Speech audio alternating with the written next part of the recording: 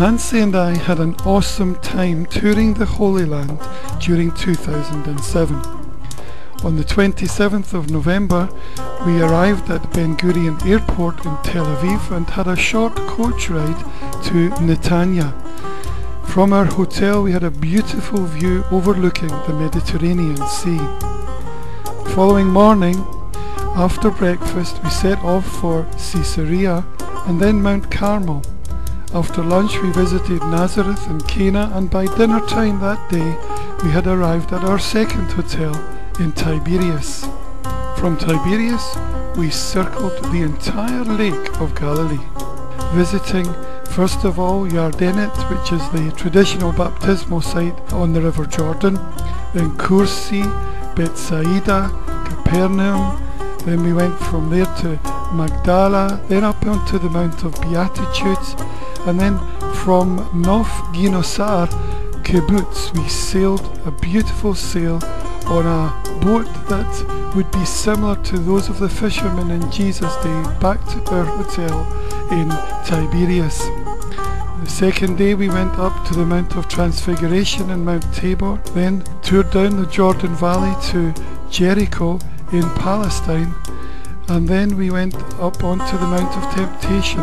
We visited Bethany and Lazarus' tomb and ended up that night in Jerusalem. The following day we started from the Mount of Olives and had a good look over the old city and the new city from that vantage point, visiting the Pater Noster, where it's said that Jesus taught the disciples the Lord's Prayer, then Dominus Flevit, where Jesus wept over the city, and finally to the Garden of Gethsemane.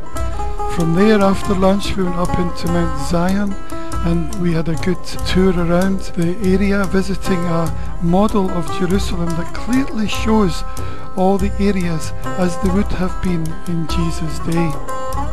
We visited the Israel Museum, and then we went back into Palestine to visit Bethlehem and the Church of the Nativity and the Shepherd's Fields, finally ending up back in Jerusalem. On the second day we toured the old city of Jerusalem, visiting the Western Wall and the Temple Mount, the pools of Bethsaida. Then we made our way up the Via Dolorosa, visiting the Church of the Holy Sepulchre and leaving the old city by the Jaffa Gate. We then went into the new city and had a look at the heartbreaking Yad Vashem Holocaust Museum. We went from Jerusalem to Qumran on the next day, where the Dead Sea Scrolls were discovered, and then up to Masada, where the tragedy of the mass suicide took place, and visited the Mineral Beach on the Dead Sea, where many of the tour party that we were with had a good float, and then back to Jerusalem, where we visited the Garden Tomb. Looking over the wall from the Garden Tomb, we saw what is now reckoned to be the authentic site of the crucifixion. You can see the shape of the skull and the cliff face, which now overlooks what has become the city bus depot.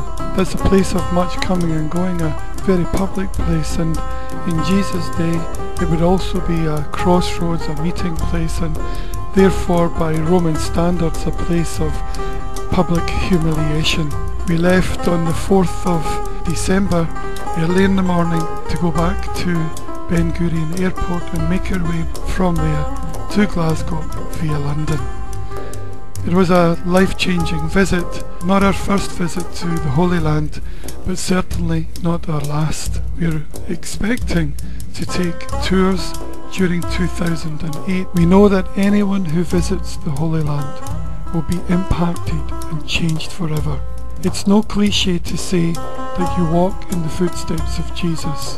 It certainly is the Holy Land, filled with the presence of God, filled with abundance and fruitfulness that are a revelation of God's favour for His chosen people.